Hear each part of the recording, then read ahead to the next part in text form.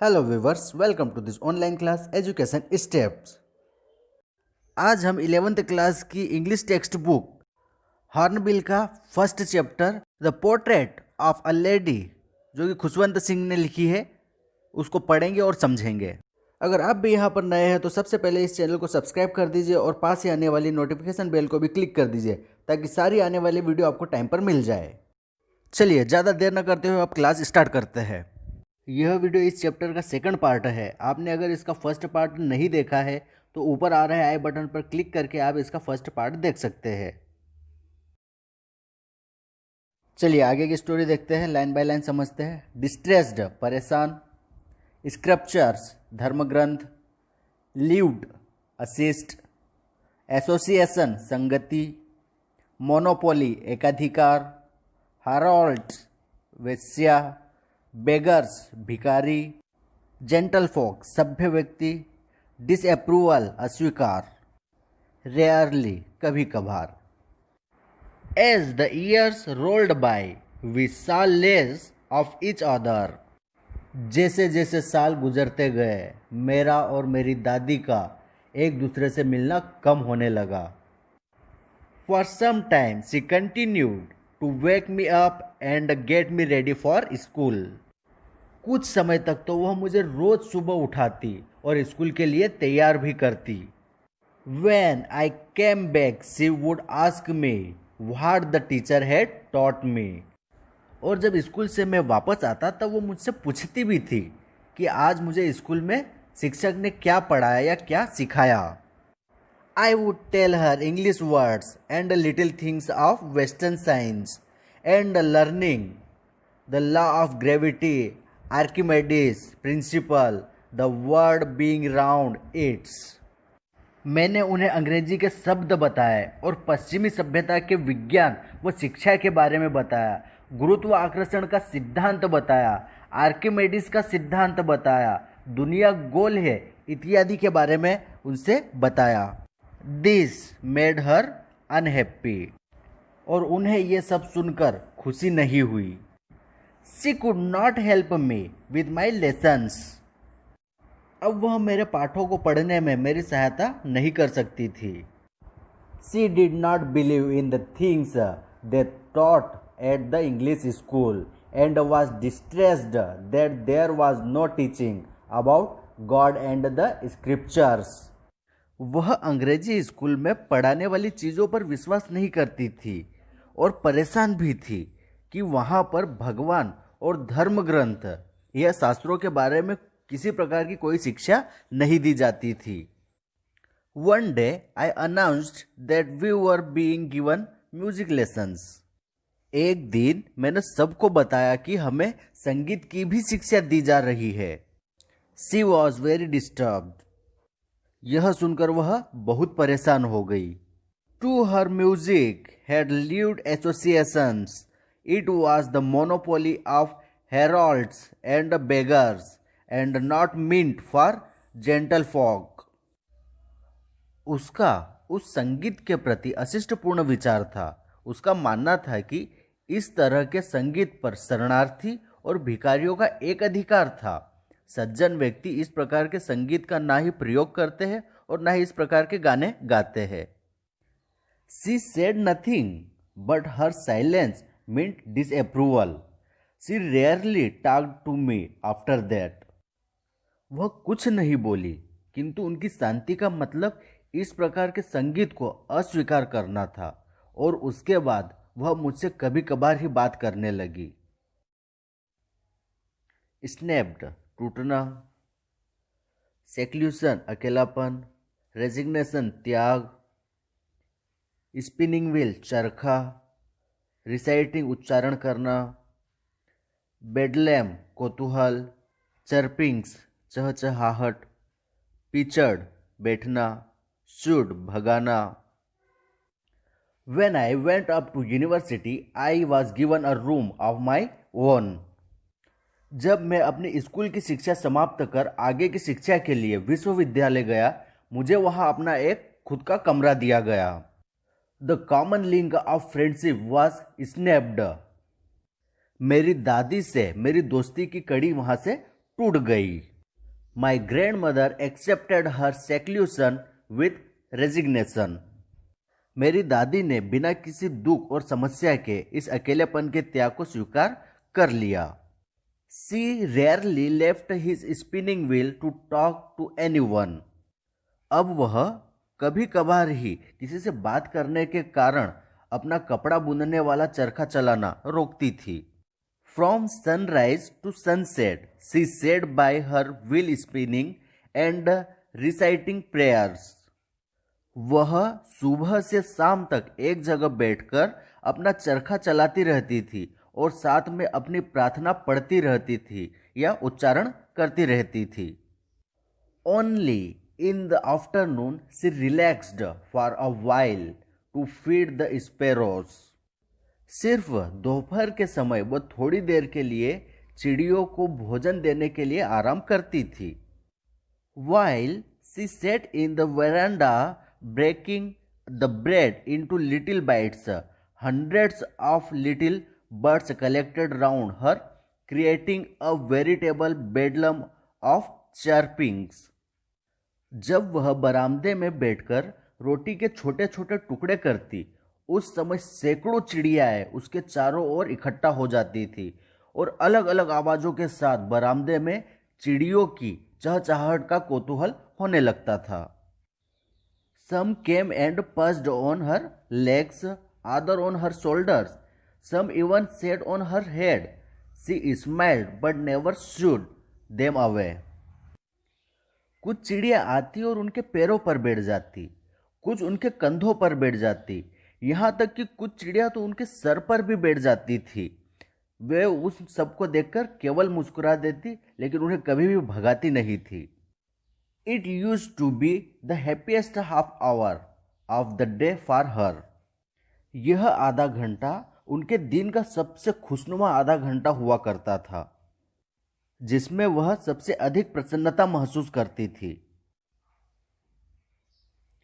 Further, अन्य, sentimental, भावुक होना, चेरिस्ड, प्यार या दुलार, मॉइस्ट इम्प्रिंट, नम छाप। When I decided to go abroad for further studies, I was sure my grandmother would be upset. जब मैंने आगे की पढ़ाई के लिए विदेश जाने का फैसला किया, तो मुझे पक्का यकीन था कि इस बात से मेरी दादी माँ परेशान होगी। I would be away for 5 years, and at her age, one could never tell. मैं 5 सालों के लिए दूर हो जाऊंगा और उनकी इतनी अधिक उम्रों को देखकर कोई नहीं बता सकता कि वह अपने पोते के बिना इतना समय कैसे दूर रह पाएगी। But my grand mother could, पर शायद वह कर सकेगी। She was not even sentimental, यहाँ तक कि वह मेरे विदेश जाने की बात से भावुक भी नहीं हुई। She came to leave me at the railway station but did not talk or show any emotion. वह मुझे रेलवे स्टेशन पर छोड़ने भी आई, पर उन्होंने ना बात की और ना ही किसी तरह की कोई भावना जताई। Her lips moved in prayer, her mind was lost in prayer, her fingers were busy telling the beats of her rosary. उनके होठ प्रार्थना बोलते हुए हिल रहे थे, उनका मस्तिष्क प्रार्थना में खोया हुआ था, उनकी उंगलियां प्रार्थना जपने वाले मोतियों की माला में व्यस्त थी। Silently she kissed my forehead, and when I left, I cherished the moist imprint as perhaps the last sign of physical contact between us. चुपचाप उन्होंने मेरे माथे को चूमा और अलविदा कहा। जब मैं वहां से निकला, मुझे महसूस हो रहा था कि यह मेरे और मेरी दादी के बीच का आखिरी समय है, और जो उनका प्यार और दुलार मुझे मिल रहा है वह भी शायद आखिरी ही है। शायद यह एक दूसरे के साथ का आखिरी संकेत हो। क्लैस्प्ड, लगाना। रिसाइटिंग, उच्चारण करना या बोलना। फ्रिवलस रिब्यूक, आलोचनापूर्ण स्वभाव। ये जो लास्ट वर्ड फ्रिवलस रिब्यूक्स वर्ड है, इसको ऑथर ने एक फ्रेज के रूप में यूज़ किया है। इसका अगर वर्ड टू वर्ड मीनिंग देखें तो फ्रिवलस मतलब तुच्छ होता है और रिब्यूक्स मतलब फटकार होती है।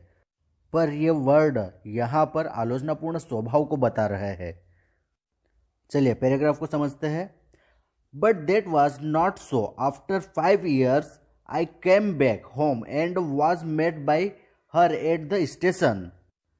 पर वैसा कुछ नहीं हुआ जैसा जाते समय मुझे जिन चीज़ों का आभास हो रहा था या जो चीज़ें मुझे महसूस हो रही थी वैसा कुछ भी नहीं हुआ। 5 साल बाद मैं घर वापस आया तो वह मुझे स्टेशन पर मिली। She did not look a day older. वह एक दिन भी अधिक बूढ़ी नहीं दिखी।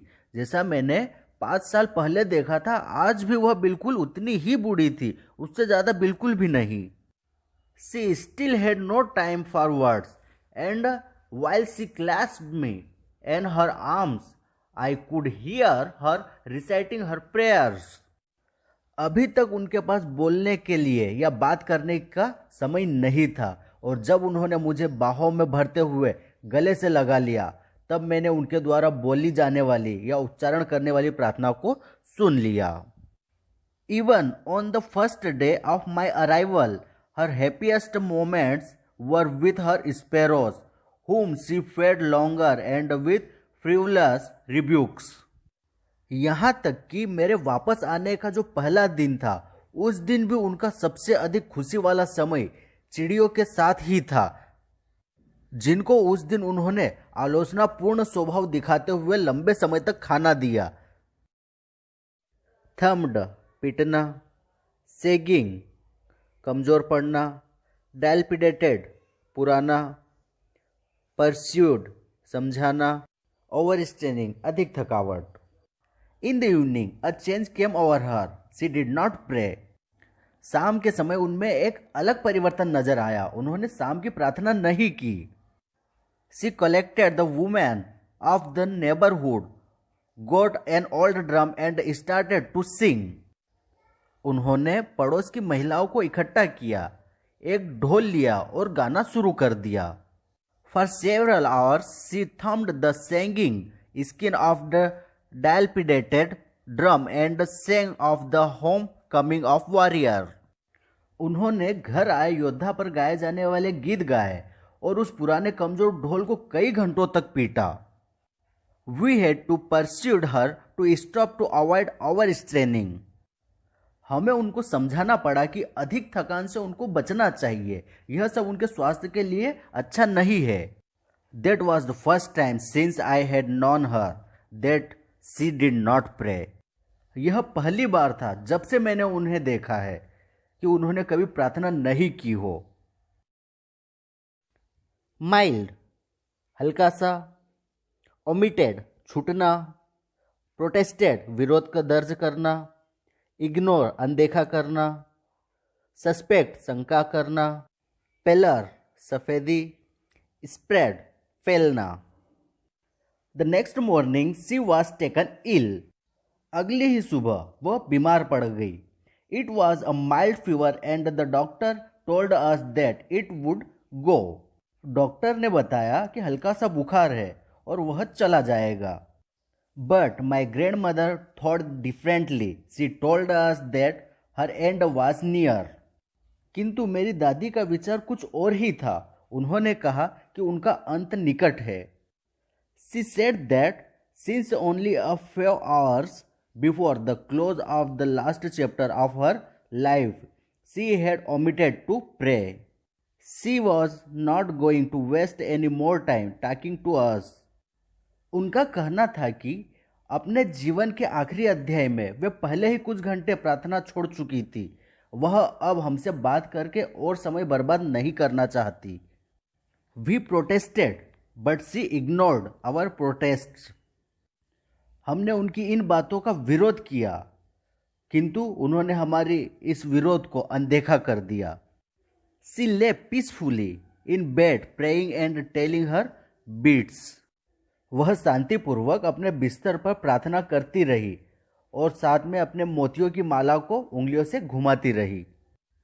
Even before we could suspect her lips stopped moving and the rosary fell from her lifeless fingers.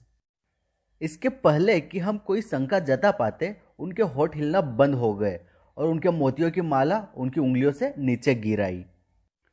A peaceful pallor spread on her face and we knew that she was dead. एक शांतिपूर्ण फीकापन या सफ़ेदी उनके चेहरे पर फैल गई और हम जान गए कि वह अब इस दुनिया में नहीं रही या उनकी मृत्यु हो चुकी है। चलिए आगे बढ़ते हैं और इस लेसन के लास्ट पैराग्राफ को समझते हैं। कस्टमरी रिवाजों, श्राउड कफन, फ्यूनरल अंतिम यात्रा, क्रूड स्ट्रेचर अर्थी, क्रीमेटेड दाह संस्कार, ब्लेज ज्वाला, स्केटर्ड बिखरा, कॉर्प्स लाश। We lifted her off the bed and as is customary laid her on the ground and covered her with a red shroud.